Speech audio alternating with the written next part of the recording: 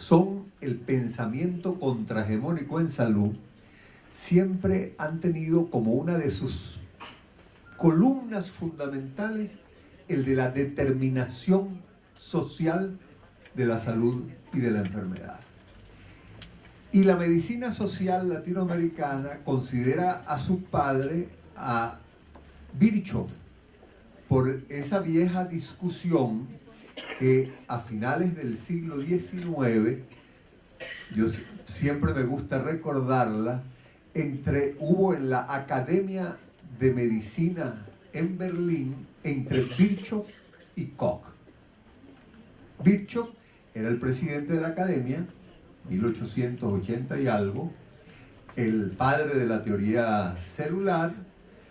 Koch, 20 años más joven, va a presentar en la Academia la teoría de que la tuberculosis es causada por un bacilo. No se llamaba, por supuesto, el bacilo de Koch.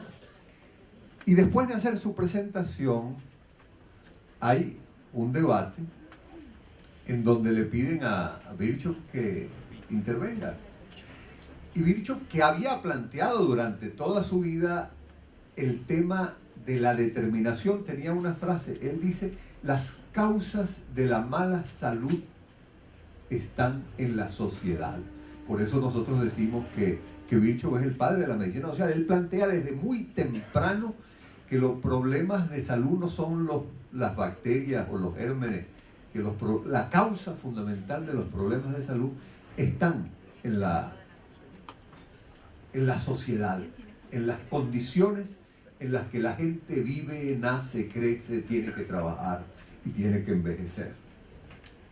Ese concepto es luego recuperado en América Latina, como lo decía Celia, muy tempranamente. El primer artículo que yo recuerdo haber leído es de un argentino ilustre, Juan César García, al que consideramos nosotros padre de la medicina social latinoamericana.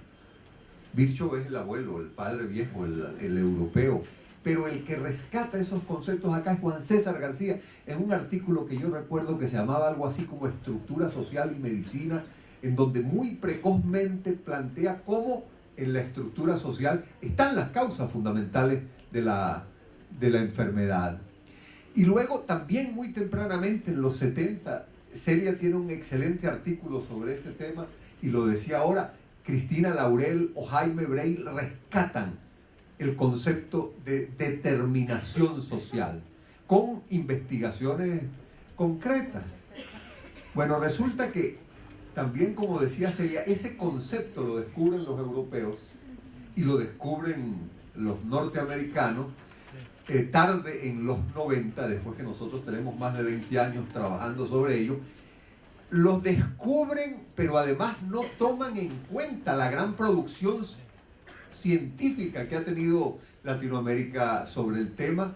Cuando la OMS crea la Comisión de Determinantes Sociales que presidió Marmot, esa comisión no incluye en ninguno de sus artículos, en ninguno de sus textos revisados, la gran producción latinoamericana que hubo sobre la materia. Se desconoció totalmente, porque al final, cuando se lo reclamamos, decían que eso era literatura gris, que no estaba publicada en los grandes journals que aparecen, y no estaban en inglés, es verdad. Así es. Esa comisión de determinantes sociales que descubre en el 2005, muchos años después, los determinantes sociales, llega a dos conclusiones interesantes. Llega a la conclusión de que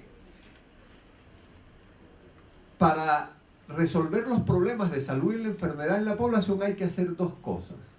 Una, mejorar la calidad de la vida, y dos, distribuir mejor el poder, los recursos y el dinero. Son dos conclusiones importantes, son, yo diría, dos aportes de esa comisión.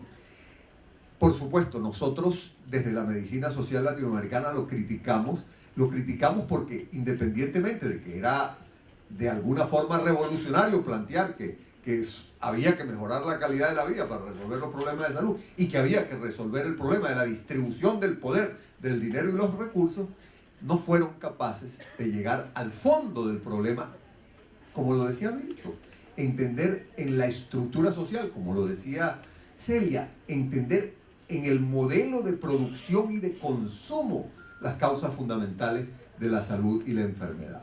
Ese informe fue escondido, fue guardado, fue engavetado.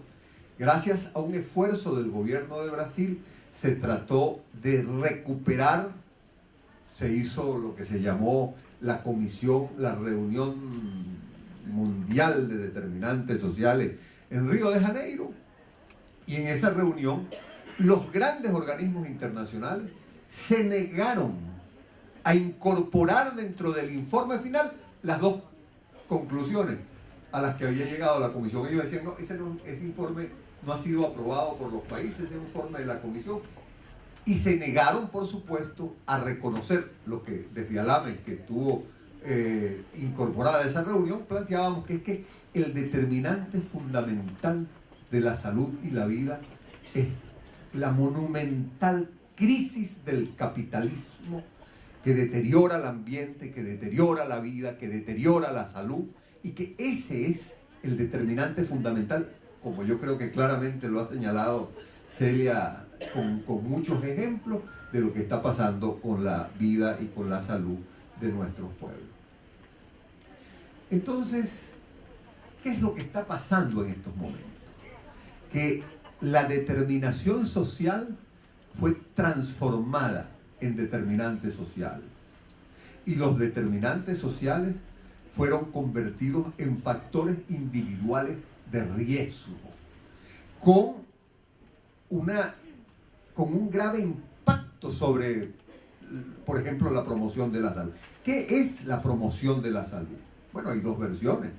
Hay la versión que vea los determinantes de la salud como factores individuales. Entonces la promoción de salud es cambiar los estilos individuales de vida y actuar sobre el tabaco y el sedentarismo, dejando de ver que la promoción real de la salud es actuar sobre los determinantes fundamentales de la salud y de la vida.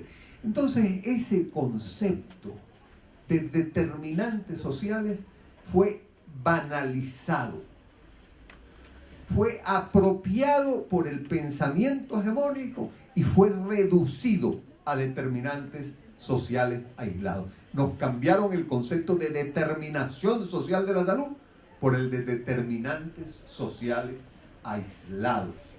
Y bueno, el Ministerio de Salud de la Nación tiene un viceministerio de determinantes sociales.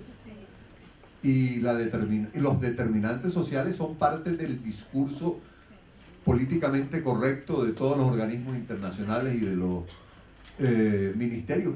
Ninguna política de salud puede dejar de hablar de determinantes sociales porque se convirtió en parte del paisaje.